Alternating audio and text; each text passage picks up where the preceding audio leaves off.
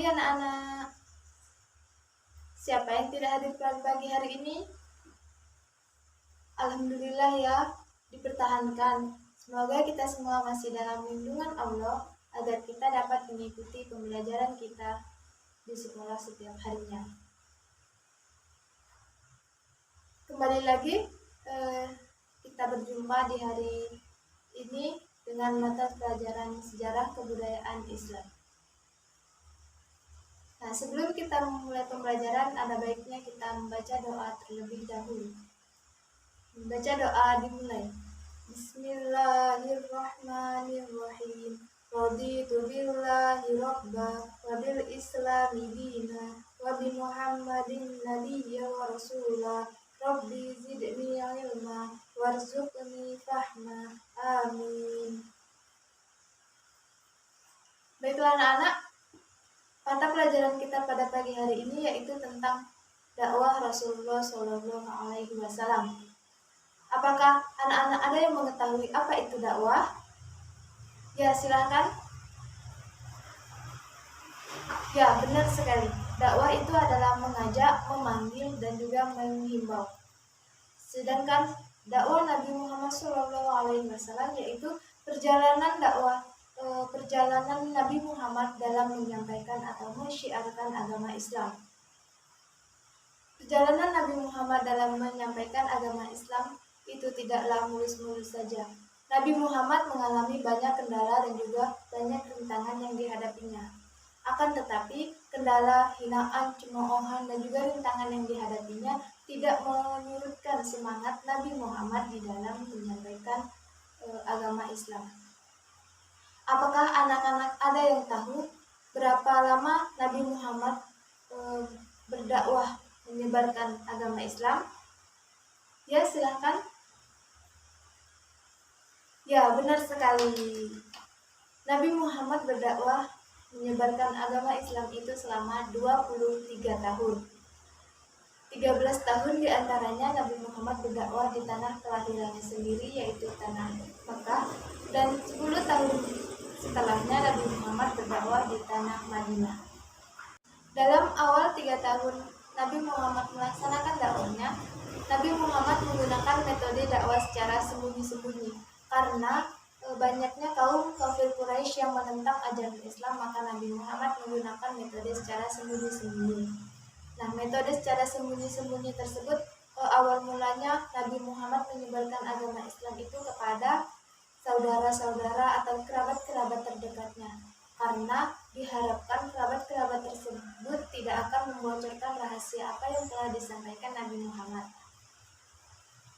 Dari metode cara sembunyi-sembunyi tersebut, ada beberapa orang yang memasuki agama Islam itu untuk pertama kalinya, yaitu seperti Ali bin Abi Thalib, Umar bin Khattab, Utsman bin Affan, Ali bin Abi Thalib, Thalhah bin Ubaidillah, Az-Zubair bin Al-Awwam, Abdurrahman bin Auf, Abu Ubaidillah bin Al-Jarrah, Sa'ad bin Al-Waqqah, dan Sa'id bin Zaid. Anak-anak, apakah ada yang mengetahui orang-orang yang pertama memasuki agama Islam itu disebut dengan julukan apa? Ya, silahkan. Ya, benar sekali. Orang-orang yang memasuki agama Islam pertama kali itu disebut dengan julukan As-Sabiqun Al-Awwalun, atau orang-orang yang pertama masuk Islam. Dari penjelasan Ibu yang telah Ibu sampaikan, apakah anak-anak ada yang ingin dipertanyakan? Baiklah, karena tidak ada yang ingin dipertanyakan, maka Ibu akan melanjutkan materi kita selanjutnya. Setelah Nabi Muhammad melaksanakan dakwah secara sembunyi-sembunyi, kemudian turunlah wahyu dari Allah Subhanahu wa Ta'ala, yaitu berupa surat Al-Hijr ayat 94 yang berbunyi, A'udzubillahi minasyaitonirrajim. Bismillahirrahmanirrahim. Wa asda' bima tu'maru wa'rid 'anil musyrikin. Yang artinya, maka sampaikanlah olehmu Muhammad secara terang-terangan segala apa yang diperintahkan dan juga berpalinglah dari orang-orang yang musyrik. Dari wahyu tersebut, maka Nabi Muhammad pun melaksanakan dakwahnya secara terang-terangan.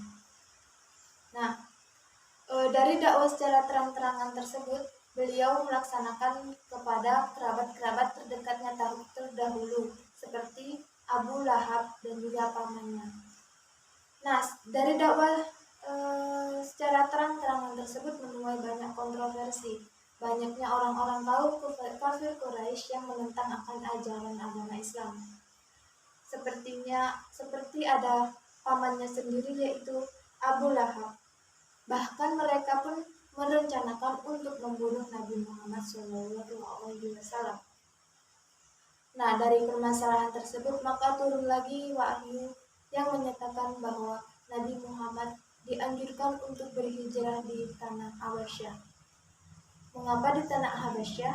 Karena di tanah tersebut memiliki seorang raja yang memiliki sifat yang sangat adil, yang mana beliau tidak akan membiarkan rakyatnya itu ditindas oleh orang lain. Nah, kemudian setelah Nabi Muhammad hijrah di tanah Habasyah, kemudian turun lagi wahyu yang mengatakan bahwa Nabi Muhammad dianjurkan untuk berdakwah di tanah Madinah. Nah, di tanah Madinah, Nabi Muhammad dan juga para kerabat-kerabatnya dan juga para sahabat-sahabatnya, beliau mendirikan sebuah masjid. Masjid yang digunakan untuk menunaikan ibadah sholat dan juga untuk menentukan tugas-tugas dakwah, yang masjid tersebut didirikan langsung oleh Nabi Muhammad. Anak-anak, apakah ada yang tahu masjid tersebut dinamakan dengan masjid apa? Ya, silahkan.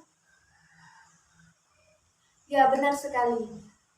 Nama masjid tersebut yaitu Masjid Quba. Masjid Quba ini didirikan langsung oleh tangan Nabi Muhammad dan juga kerabat-kerabatnya yang ikut berdakwah di tanah Madinah. Nah, Nabi Muhammad melaksanakan dakwah di tanah Madinah itu sampai akhir hayatnya, sampai beliau wafat pada usia ke-63 tahun. Itu saja yang dapat Ibu sampaikan pada pagi hari ini. Nah, sebelum Ibu menutup pembelajaran kita pada pagi hari ini, Ibu akan memberikan satu pertanyaan bagi anak-anak semua. Bagi yang bisa menjawab, maka Ibu akan memberikan hadiah berupa pena ini. Nah, pertanyaannya yaitu, apa nama julukan bagi orang-orang yang baru pertama kali memasuki agama Islam? Yang tahu tunjuk tangan ya. Ya, silahkan. Ya, benar sekali.